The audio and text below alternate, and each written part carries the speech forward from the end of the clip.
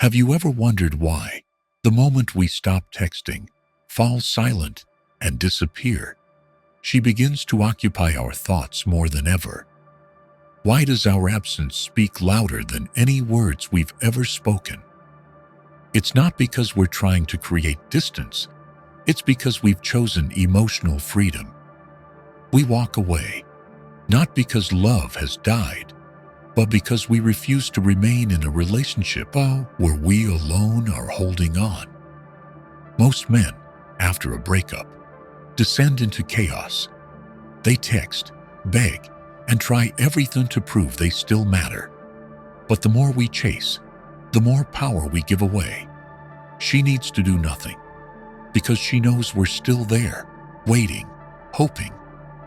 And then comes a day when our silence is not a strategy, but a surrender, and everything begins to change. 1. Absence is the most powerful statement. In every relationship, especially romantic ones, people tend to undervalue what is constantly present. When someone always texts, always replies, always shows up no matter what, it becomes a default in the other person's mind. No longer special, they fade into invisibility. Every effort, every attempt to connect is dismissed, even disrespected. This is human psychology.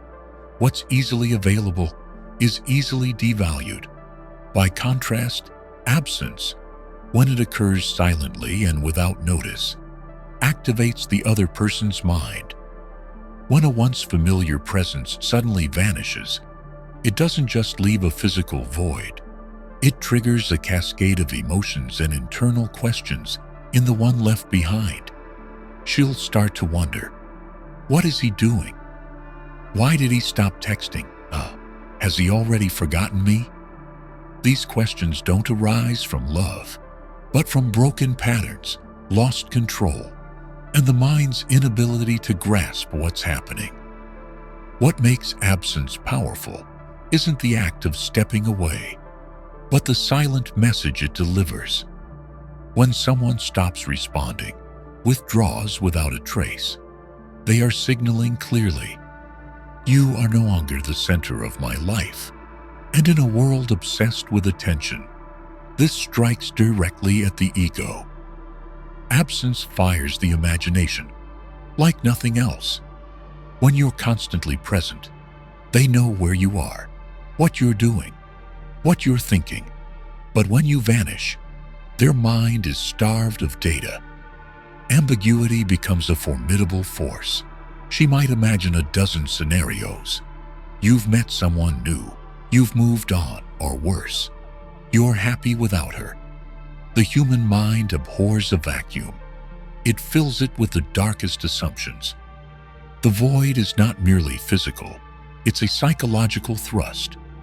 When you withdraw initiative, you force her to face herself, no one to blame, compare, or react to. Your silence reflects back her own insecurity, doubts, and emotional hunger. It's this confrontation, not your loss, that shakes her. It's not losing you, but losing the control she once felt in your presence. Absence works because it defies her expectations. She anticipates pleading, expects messages, looks for signs of lingering affection. When you offer none, those expectations crumble. And when expectations collapse, the mind spirals. She becomes uncertain, and in that doubt, you become a question with no answer. That's why absence must be absolute. If you disappear but leave clues, watch her stories, post cryptic messages like old photos, you're sending mixed signals. That's no longer a noble retreat. It's manipulation. And she'll decode it quickly. Only in total disappearance. No signals, no reactions, no digital trace. Does absence attain its true strength? Absence also speaks to yourself. It marks the moment you relinquish the need for attention, for replies, for validation that you still matter. when you can find peace in silence, when no one knows your thoughts or actions. That is maturity. And that maturity is what makes you magnetic, not because you're playing hard to get, but because you've truly stepped out of the game. Stoicism teaches a simple yet profound truth. You control only your response. When you choose silence, you're not manipulating. You're mastering yourself. You refuse to be pulled by impulses, refuse to spin in cycles of suffering. And in that act, you reclaim sovereignty over your mind. Absence is liberation. When you walk away quietly, you are no longer the victim of that love story. You no longer demand fairness, closure, the apology, or explanation. You walk as one who knows what's over should remain so, and what truly matters never needs chasing. Importantly, absence isn't about making her come back. If that's your aim, you're still attached. Absence only becomes potent when you've truly let go. When you no longer care what she thinks, feels, or does, you become free. And in that freedom, your true value emerges, needing no announcement, no proof. Ultimately, absence is a wordless declaration of independence. It says, I no longer value myself based on how you see me. No voice, no message, yet it echoes louder than any words, not in her intellect, but in the emptiness and regret she feels deep within. 2. Emotional self-mastery. The inviolable power. In all situations, human reactions are often ruled by emotion.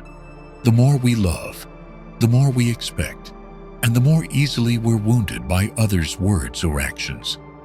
But the person who holds their ground, who doesn't lash out, doesn't flinch when ignored, possesses an invisible strength, emotional self-mastery.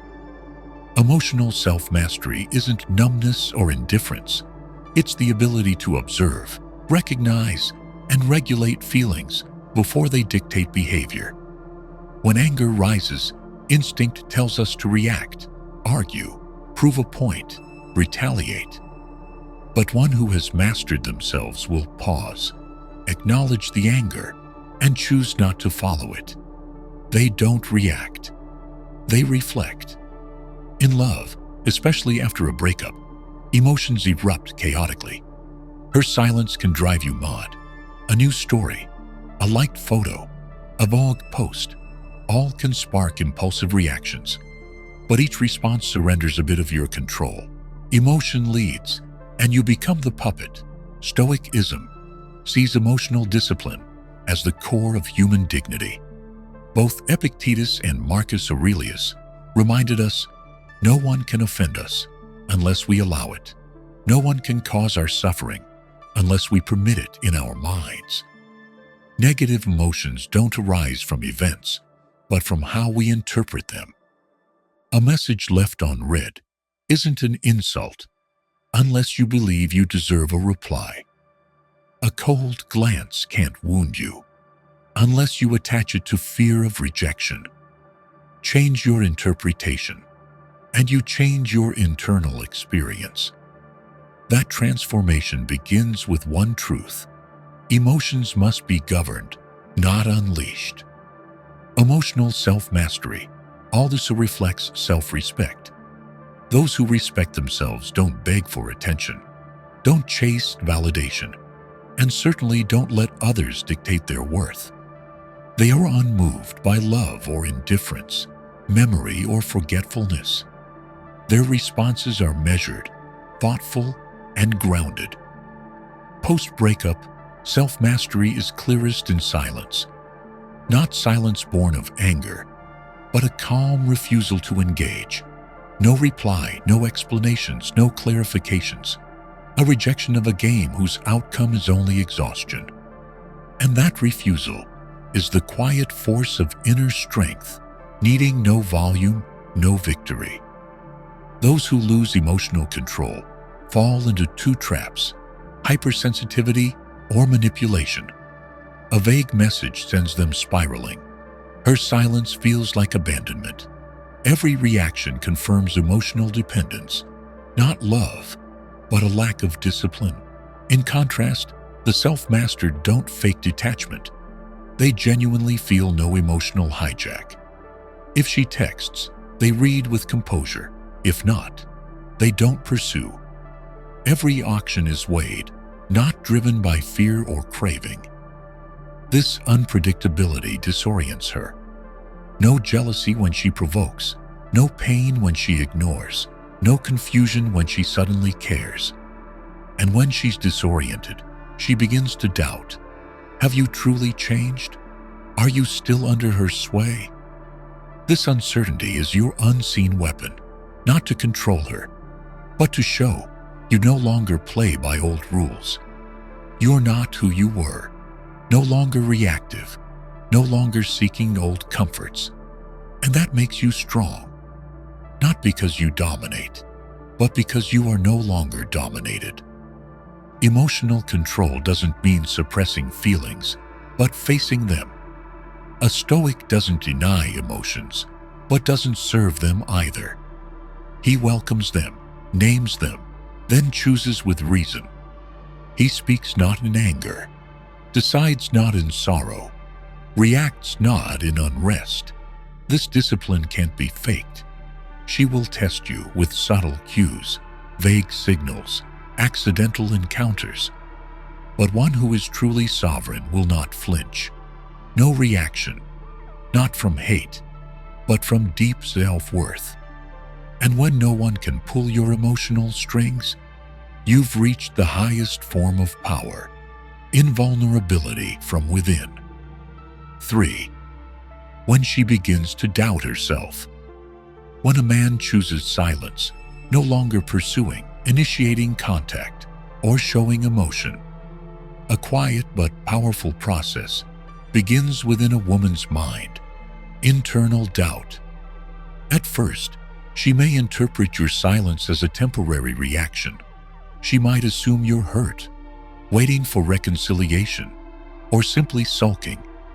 These thoughts help her preserve a sense of control. However, as time passes and your silence remains absolute, no replies, no engagement, no trace, those psychological defenses begin to fracture. Then doubt creeps in. She no longer feels certain you're still there, still waiting. Questions begin to emerge in her mind. Is he still thinking about me? Has he really moved on? Did I misjudge who he truly was?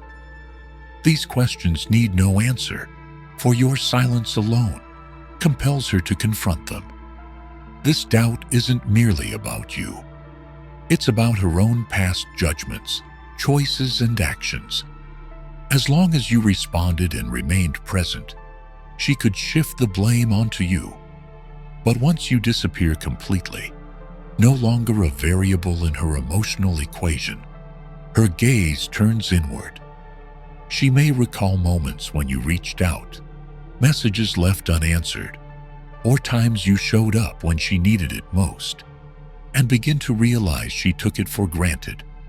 Your silence creates space for her to revisit the entire journey. In that space, the things she once dismissed gain meaning. No one left to react to her emotional games, no one to validate her importance, no one to affirm her centrality. With all of that gone, she must fill the void by looking within. And that is when doubt strikes most intensely. Someone accustomed to constant attention finds it hard to accept being ignored. She's used to being sought after, prioritized. When those roles are no longer reinforced by your actions, she may feel displaced. That emptiness doesn't stem from love. It stems from a shift in status, from being desired to being optional. And that is a blow to the ego. In that state, she searches for signals, perhaps rereading old messages, revisiting your past displays of affection, or checking whether you still follow her on social media. Each small act stems from a single motive: to affirm her influence. But when all such searches are met with silence, she has no option but to question herself. Doubt moves beyond emotion. It spreads into reason. She begins to reconsider the breakup, wondering whether it was the right decision. In quiet moments, when distractions fade, what ifs and if-onlys begin to surface. What if I hadn't overreacted?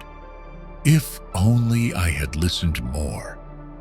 These aren't regrets just yet, but they are the soil in which honest reflection grows. That reflection cannot be forced. It arises only when she no longer feels watched, responded to, or able to predict your mind. The less she knows, the more her mind spins. And when you're no longer under her control, she begins to see you as a mystery. Once understood, now vanished. And the unclear always haunts the human mind. Moreover, if she sees you calm, growing, and still aligned with your purpose, with no signs of collapse post-breakup, her doubt will deepen. The question shifts from, "What is he doing?" to, "Did I ever truly understand him?" The question pierces her confidence. Once self-doubt bleeds into her view of you, the balance of emotional power begins to shift. No one wants to admit they misjudged another. But when current facts contradict old beliefs, the mind is torn. And when you don't respond, don't defend, don't clarify, that conflict remains unresolved. It grows, circles back, and over time, you become the unanswered question. In that state, she loses orientation, not because you're manipulating her, but because you've exited the feedback loop she once depended on. No more confirmations from you. No one to tell her she's right or wrong. The only person she can now question is herself. Doubt begins as a seed, but left unresolved, it grows into a lingering unease. That unease turns into regret. That regret becomes a sense of loss, and all of it unfolds in silence because you chose not to react. You gave no explanation, no justification, no defense. You let time and truth do the rest. 4. You never needed her. You needed yourself. In moments of post-breakup vulnerability, people often confuse needing someone with needing to be validated. The emptiness we feel doesn't always come from lost love, but from dependence on the role that person once played in our lives. When a woman walks away, what breaks isn't always the heart, it's the ego. We often project onto someone the role of our better half, our reason to strive, our emotional anchor. But when love ends, those roles dissolve. What hurts isn't losing the person, but losing the version of ourselves reflected in their eyes. The one who was loved, admired, made to feel important, now no longer mirrored back. That loss of self-image is what brings us to our knees. Stoicism reveals a fundamental truth. Your worth does not come from others. No one, not even the one you loved most, can define your value. When you give someone the power to determine your worth, you lose control. And when they leave, the pain isn't just emotional. It's the collapse of an identity built on something external. Many men become addicted to the feeling of being needed. They don't love her for who she is, but for how being wanted made them feel. When that ends, they lose their sense of self. Each unanswered message, each rejection, each glance ignored, strikes the ego. But that ego was built on external validation, not inner strength. When you say you need her, what you really mean is you don't yet feel whole alone. But no one can fill the void inside someone else. If you don't feel whole, no one can make you so. And if you need someone to feel valuable, you've handed your freedom over. A healthy relationship doesn't stem from need.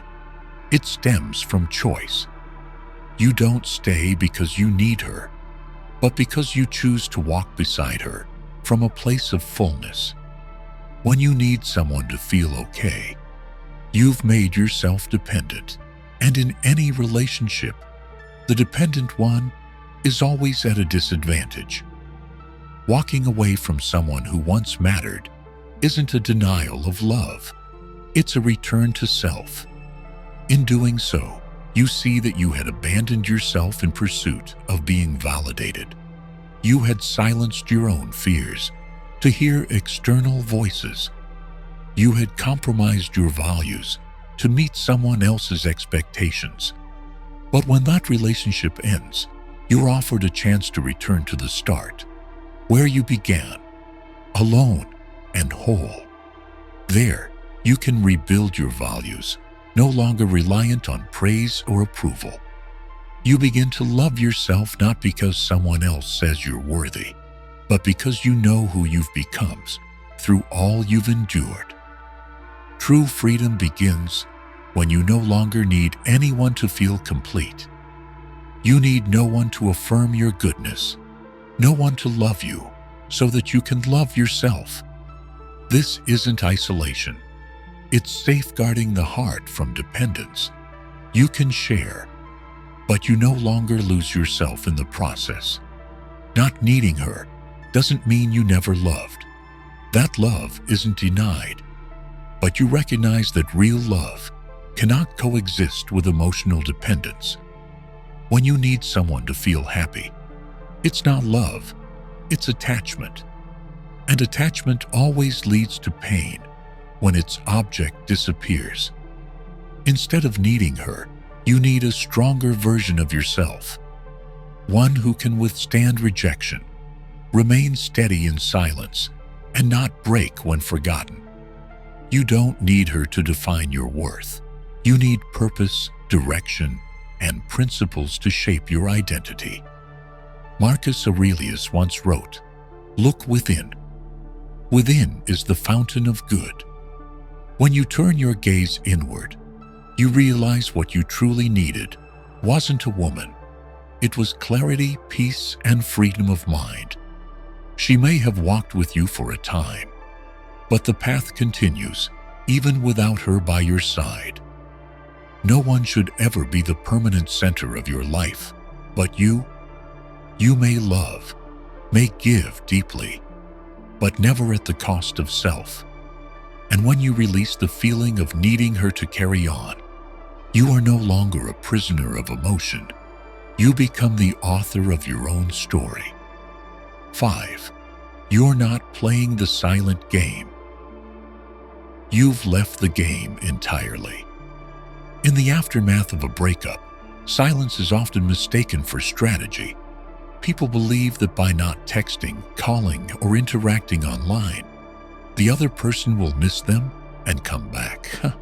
But when a man shaped by Stoic thinking chooses silence, it's no longer a tactic. It's a genuine withdrawal from the emotional battlefield.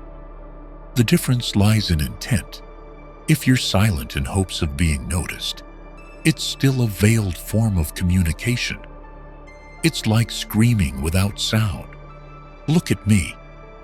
And when there's no response, the wound deepens. But when your silence comes from no longer needing a response, you've stepped out of the cycle of dependence. Emotional games persist when both sides are still reacting, directly or indirectly. One posts something, the other accidentally views it. A cryptic photo gets a like, then is unliked.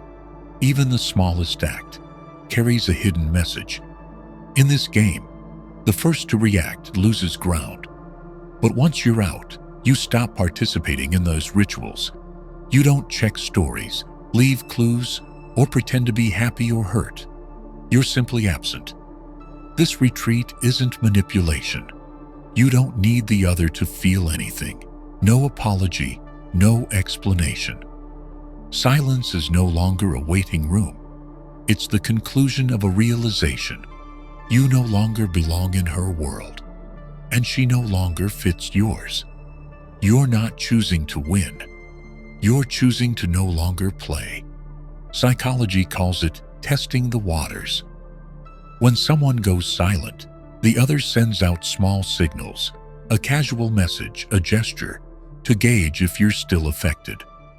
If you respond, even emotionally, the game resumes. But if you don't, and genuinely don't care, they'll realize you've left the emotional system entirely. That's why your silence must stem from true detachment.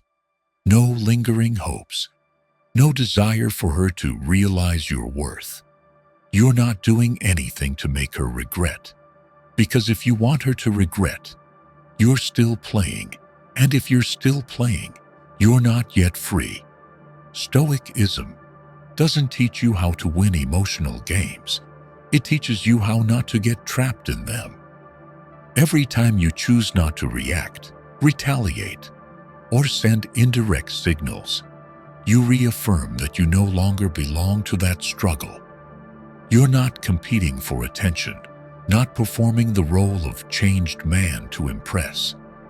You're silent because your mind is occupied with something greater, your inner strength. Leaving the game isn't just external, it's internal liberation. You no longer analyze her actions, decode her posts, or wait for something to shift. You're no longer waiting because you've chosen to live on. And once you've exited, whatever she does, deliberately or not, no longer affects you. Not because you're putting on a brave face, but because you're no longer emotionally invested. Indifference doesn't stem from bitterness. It comes from healing. The game ends, and you're the last to leave, not in anger, but in peace. The world may not see this shift clearly. They may think you're being cold, calculating, but inside, you know, you're no longer the man you were. The man who panicked when ignored, who longed for a reply. He's learned to stand alone and finds that to be enough. When you've left the game, there's nothing left to prove. No need to show happiness, no need to hide sorrow. Everything you do comes from a place ungoverned by others, by memory, or by the need for validation. That's what gives your silence its depth, not because it's strategic, but because it's real. Those still playing will look at the one who left with confusion. They'll wonder why you don't react, why you're no longer predictable, why you don't come back even once. But you owe no explanation. Maturity needs no declaration. It's shown by how you no longer fall for what once shook you. Leaving the game isn't about winning or losing. It's the realization that the game no longer suits you. You no longer wish to live defined by unstable emotions. And when you step away, you're not just leaving a relationship, you're leaving an old way of life. 6. You reclaim ownership of time and mind. After a breakup, the default isn't quick recovery. It's the trap of mental loops, thoughts, hopes, memories that recycle endlessly. The mind becomes stuck in an emotional haze where every notification, every social media post, every detail can trigger a storm of reactions and unresolved questions. When you're still attached to the past, most of your day no longer belongs to you. You may not realize it, but you spend hours thinking of her. What is she doing? Is she posting that for me to see? Is she still thinking about me? These questions lead nowhere. They only pull you further from the present and further from yourself. Beyond time, the more dangerous loss is the control over your mind that you've unconsciously surrendered. Every time you check if she's posted something new, you allow her to live rent-free in your head. She may not know, or may know all too well, that you're still orbiting her world, even when she's no longer in yours. And in doing so, you've given up control of your inner life. Stoicism teaches that the only thing you truly own is your mind. Everything external, others' feelings, words, actions, and circumstances, is beyond your command. But your reactions, your choices, your attention, those are yours. When you let someone who is no longer present continue to shape your thoughts, you're giving away your most sacred possession, inner freedom. Reclaiming control isn't a fight against anyone. It's a return to yourself. When you stop caring about signals, stop checking her page, stop interpreting her expressions, you begin to retrieve the attention you'd unconsciously surrendered. That attention, once redirected, becomes fuel for rebuilding who you are. The time once used for worry, waiting, and wishful thinking can now be spent reading, training, learning, or simply breathing in silence. Practice this daily, and your mind will adjust to a state unbreached by the past. Each day untouched by her influence is a major step toward mastery of self. Reclaiming time and mind doesn't happen automatically. It requires discipline, a cornerstone of Stoic thought. Each time you feel the urge to reread old messages, browse old photos, or stalk her online, pause and ask, will this move me toward where I want to be? If the answer is no, choose to stop. Not to appear strong, but because you deserve to command your own life. The mind is the source of all action. When it's overrun by longing, anxiety, and anticipation, you can't focus on anything of worth. Work becomes burdensome. Learning stalls. New relationships cannot begin because you're still living in yesterday. And the saddest part is, it all begins with one small act, letting someone else live in your head. When you begin reclaiming ownership, the change is tangible. You no longer feel drained after scrolling. You're no longer distracted by trivial alerts. You stop dreaming about, someday she'll come back. Instead, you realize time is finite, and you no longer wish to waste it on someone who no longer walks beside you. Reclaiming your mind also means accepting what you cannot control.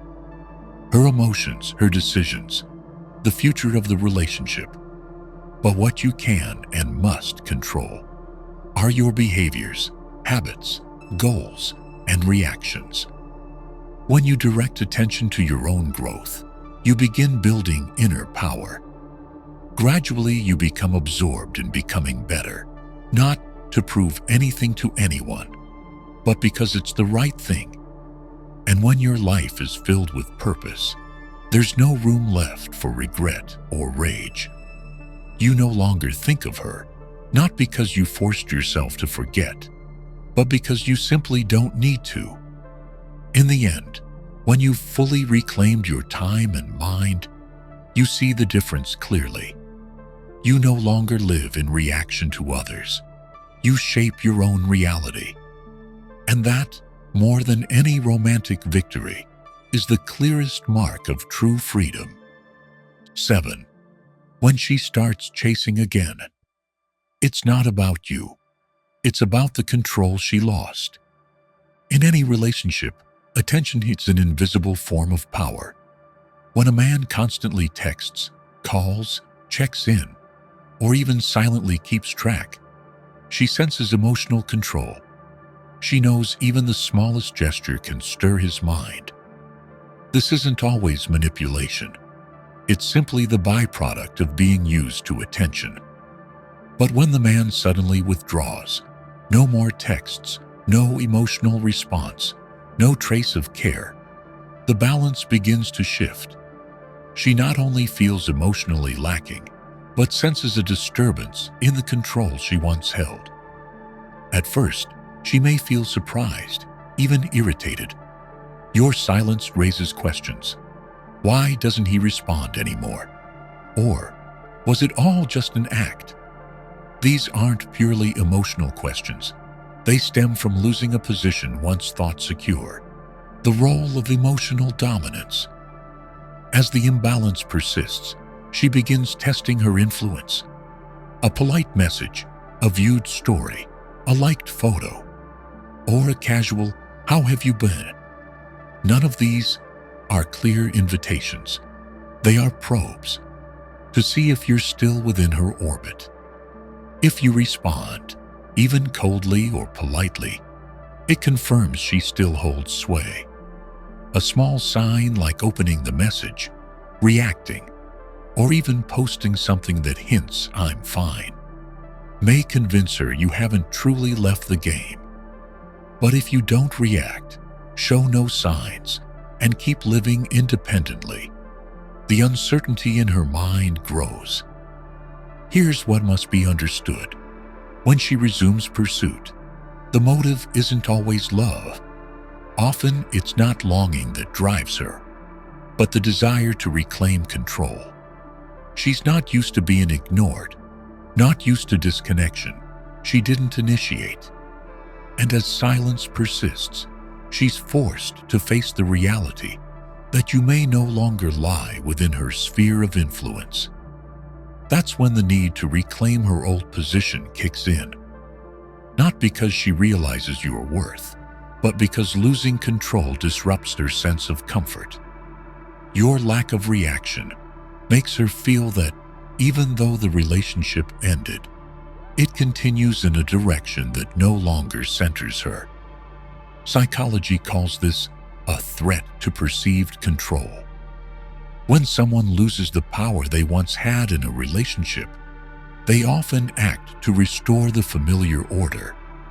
They may not want to reconcile. They want confirmation they still matter. And when they can't get it, they feel anxious, even angry.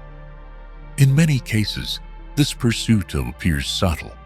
It's not grand apologies or open declarations. It's calculated presence, accidentally showing up where you used to go, posting with someone new, but gazing emptily at the camera, sending ambiguous jokes with unclear emojis. All of it is designed to elicit a reaction, and if you remain silent, her confusion deepens. Now, she's not only facing your silence, but must accept that you're no longer emotionally moved. That realization strikes the ego, the part that once believed in its undeniable pull. When she sees that no longer holds true, she enters role confusion. At this point, the pursuit isn't about you. It's about restoring the image of herself she once believed in. This pursuit isn't about reconciliation. It's about emotional dominance. If you respond even once, the cycle restarts. But if you remain silent, not strategically, but because you've truly let go, the cycle can't function. And when it breaks, she is forced to look inward. No one left to control, no one left to provoke.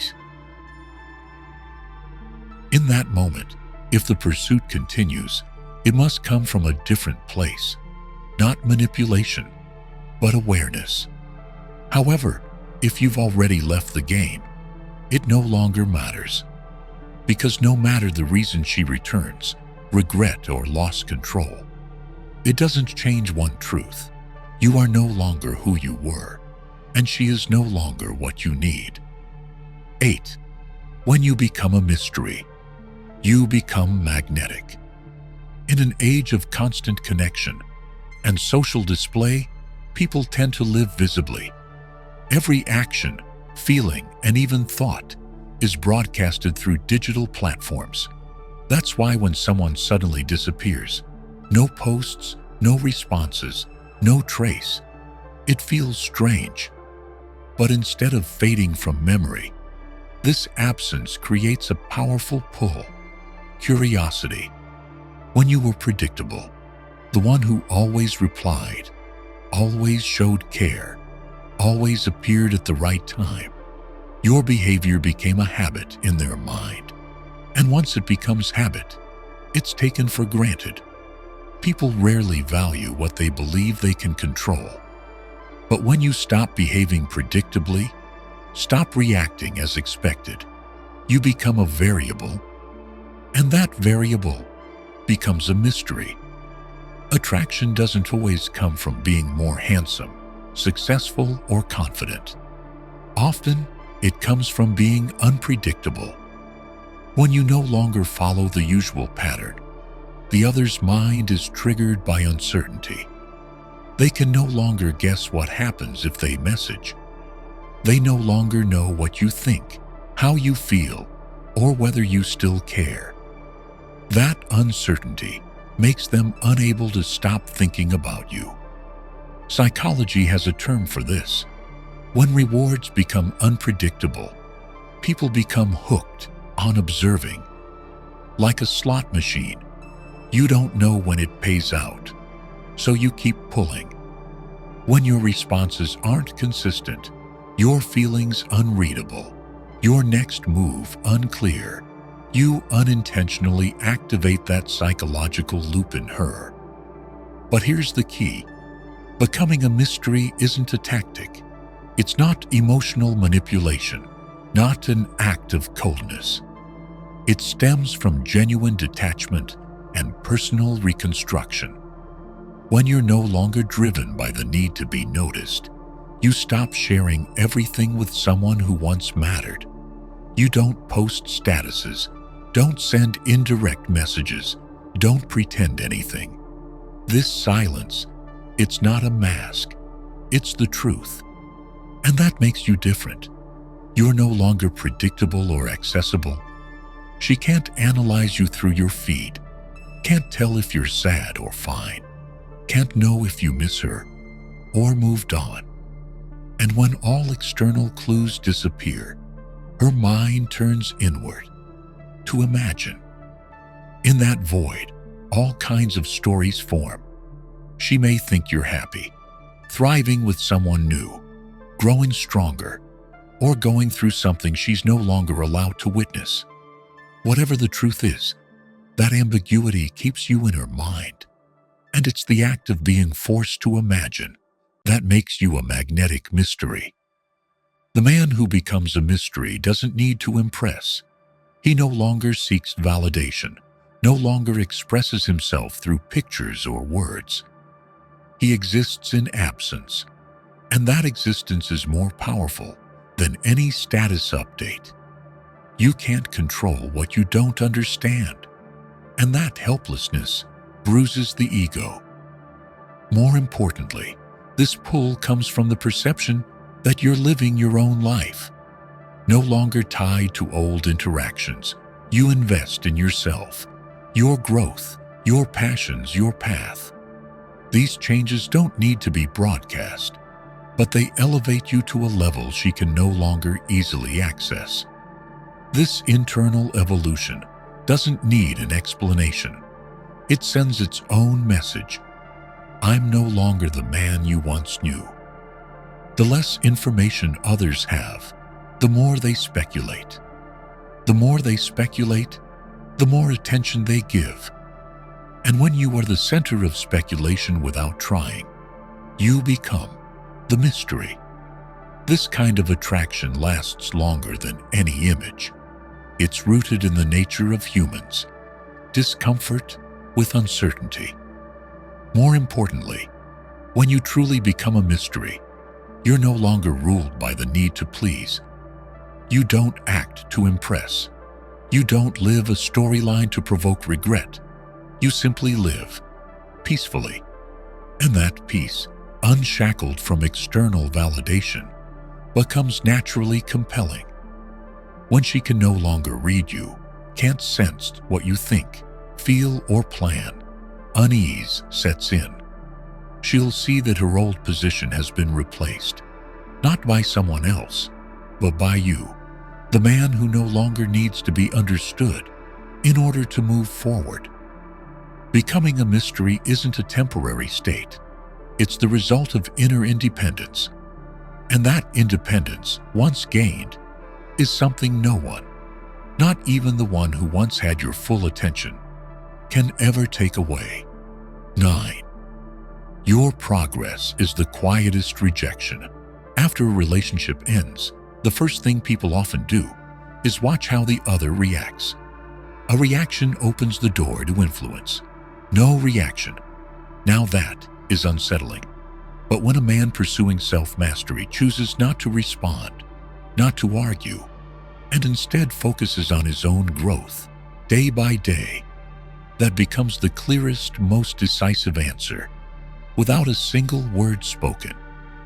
Progress isn't just physical transformation or financial success. Progress is any movement toward becoming a better version of yourself. It might mean waking up early to work out, reading instead of scrolling, finishing a long abandoned course, or simply choosing not to dwell on the past, but to reinvest in your own life.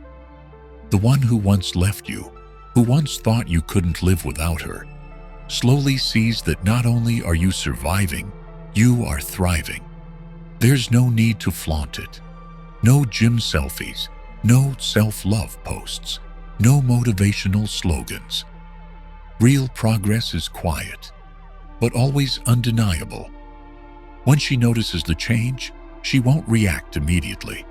She observes, she probes. A story glimpsed, a rumor passed through a mutual friend, or simply your absence from old habits. Each becomes a piece in a new puzzle. You are no longer the man she once knew. This is when progress becomes rejection, not through words or cold indifference, but through reality.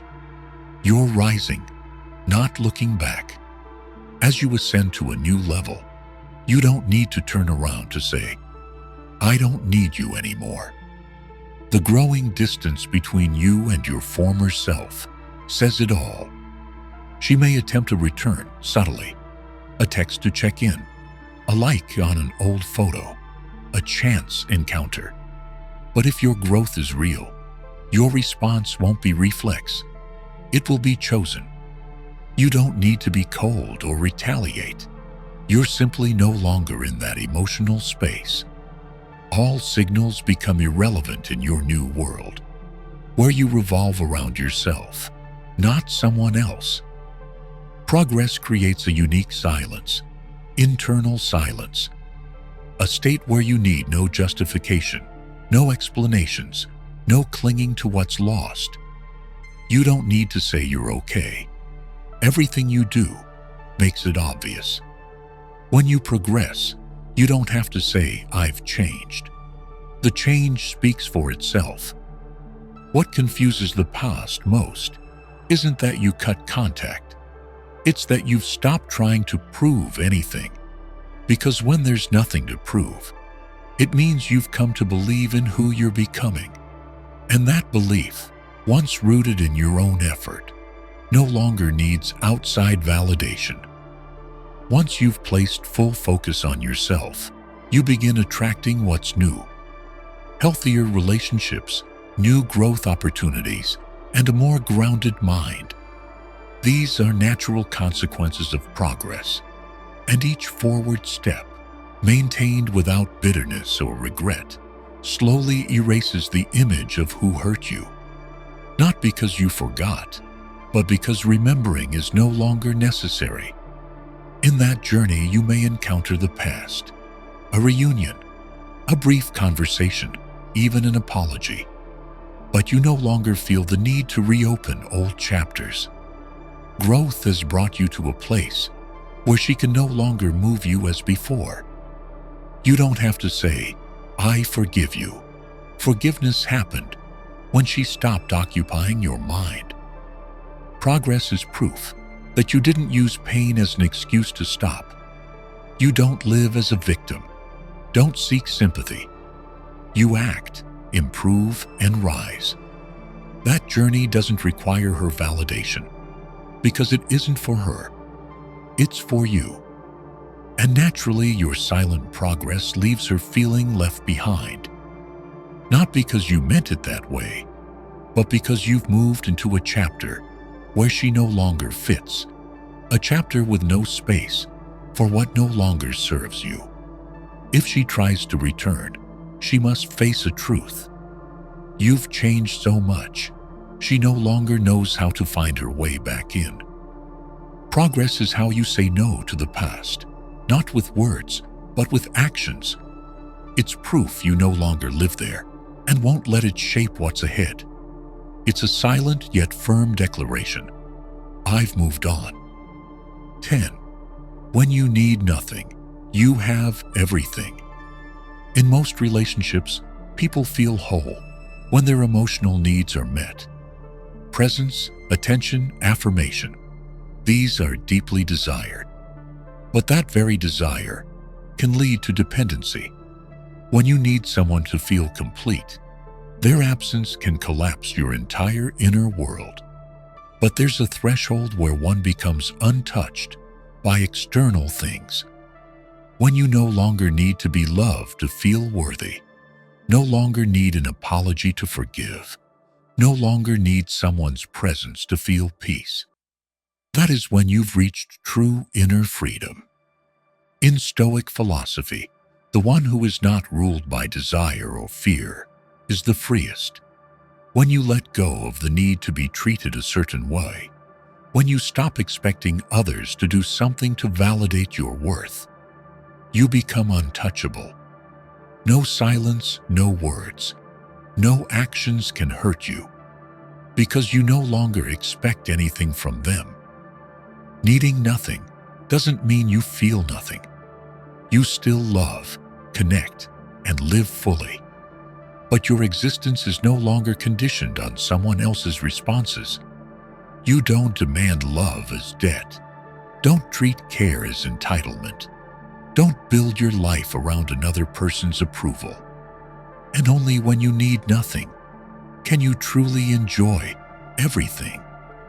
To not need is also to stop holding on. You don't cling to the one who left. Don't grasp at past versions. Don't twist yourself to make someone stay. You let things unfold as they must, and focus only on what you control, yourself. That self-direction isn't coldness. It's peace forged through discipline and awareness. When you don't need apologies, forgiveness comes easier. When you don't need explanations, you escape the spiral of why. When you don't need to prove yourself, you stop straining to show them.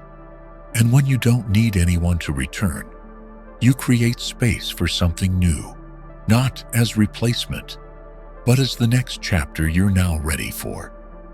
In that state, you're no longer seduced by vague signals. A message from the past doesn't stir your heart. A cryptic photo doesn't spark analysis. A sudden check-in doesn't throw you off. You see them, but you're no longer moved by them. Your mind isn't triggered by anything outside your control. And that is the peak of spiritual freedom.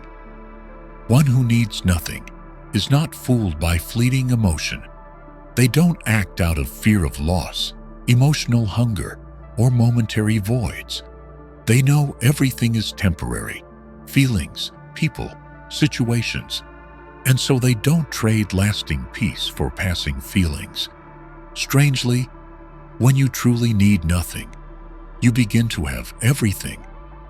When you don't need to be loved to feel worthy, you become effortlessly attractive.